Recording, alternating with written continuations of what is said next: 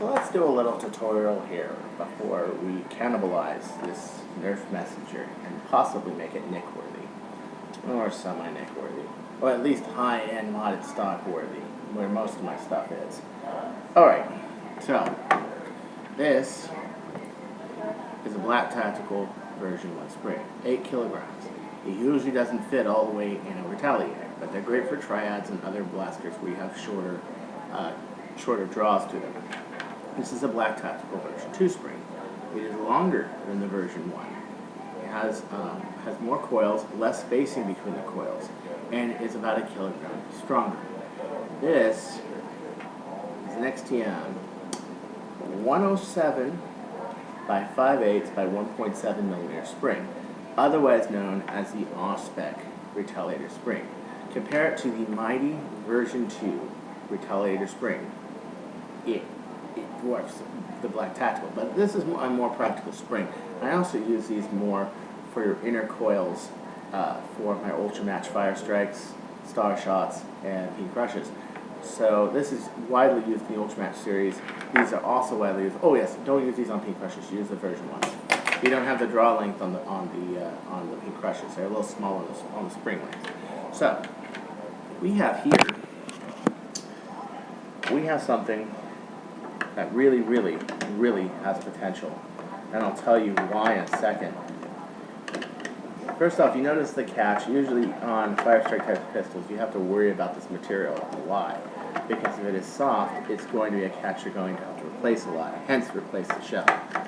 Which by then, you usually have worn out the shell at that point, to the point you want a new shell anyway.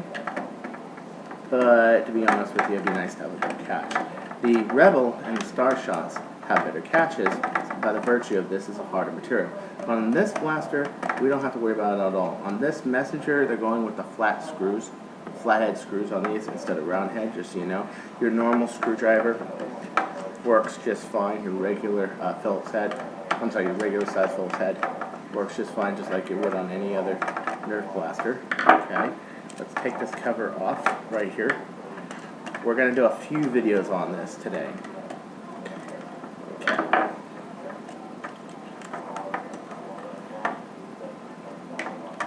Where are we holding? Okay.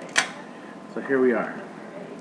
We have what's called a pivot system on this trigger catch right here.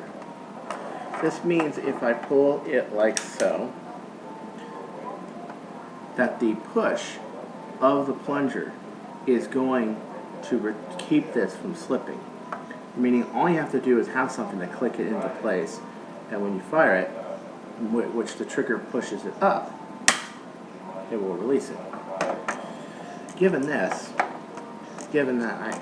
enough spring length, it might be possible to heavily mod this blaster, simply because the catch spring no longer matters per yield. This is all one piece, and oh, this is what I was hoping for. This comes off, guys. This comes right off. Did the tubes come? Wait a minute. Wait a minute. Okay.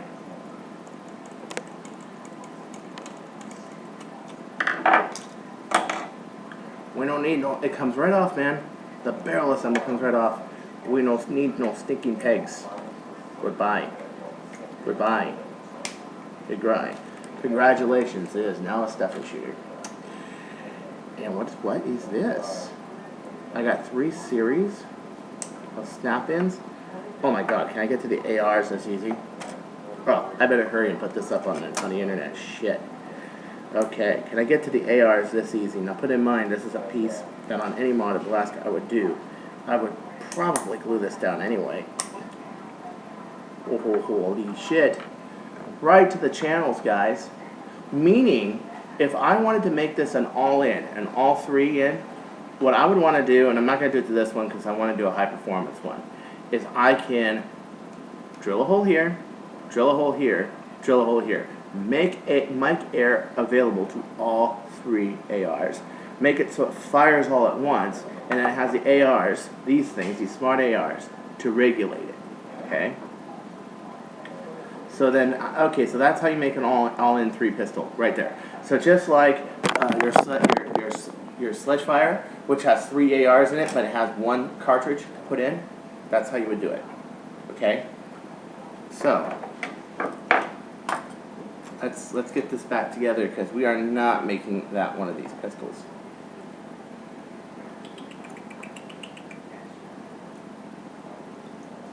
Okay, line up your snap tabs on both sides.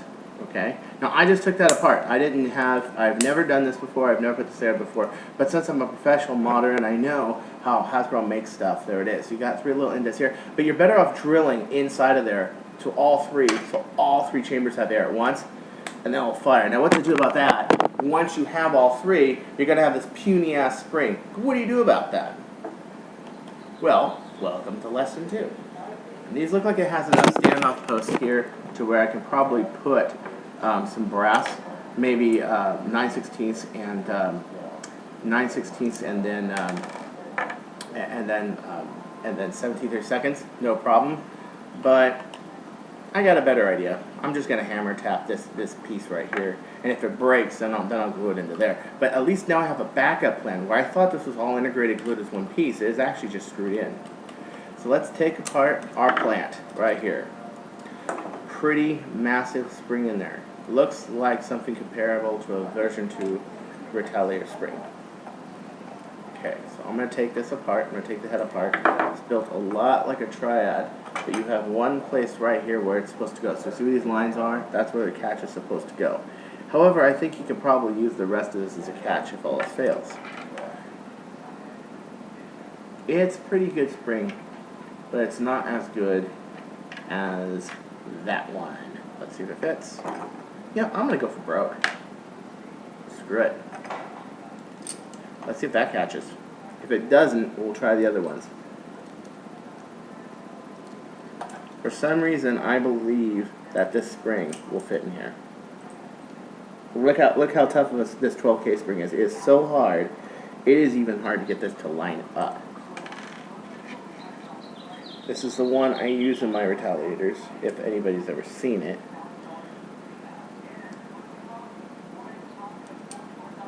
And everybody thought I was insane for putting one in. But I did. And now Explorers come with 12 kilogram springs. How about that? I'm glad they do. The Explorer retaliators, you can get them at 12 kilograms. Okay. This could be crazy. What I'm doing here might actually be declared as certifiable. This is crazy. So let's go. You can see very tough to use. So put this in. If this fits, cool. If not, I can always break off a couple of coils. But I really want this to work.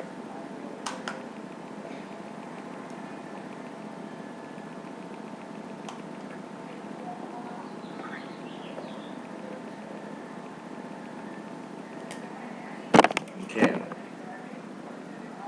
This is again another one of my first off mods where I just brought it home from Toys R Us and started working on it.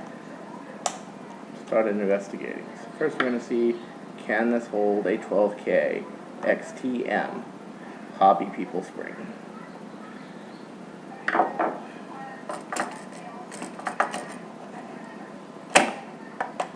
Which is one of the springs of choice of mine. Okay. So, let's see here.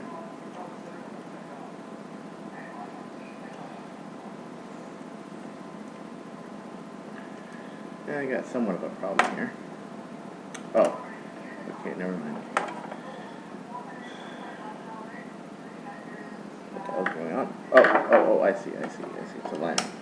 Oh, there we go. Okay. So, you gotta make sure this trigger's in right here when you push the whole thing in. Otherwise, it's gonna knock it. Okay. You're either gonna laugh because this is gonna be a disaster, or you're going to cry at your next Nerf war because I'm going to kick your lily ass. So, let's try this. Does it snap? Let's screw this in real quick.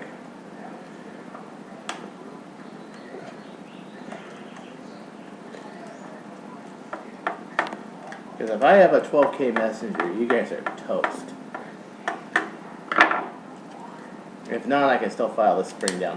Holy crap, guys! It locks. It locks. We just put a 107mm by 1.7 spring, the same one I used in the R-Spec, and if the 12 fits, the 14 will fit.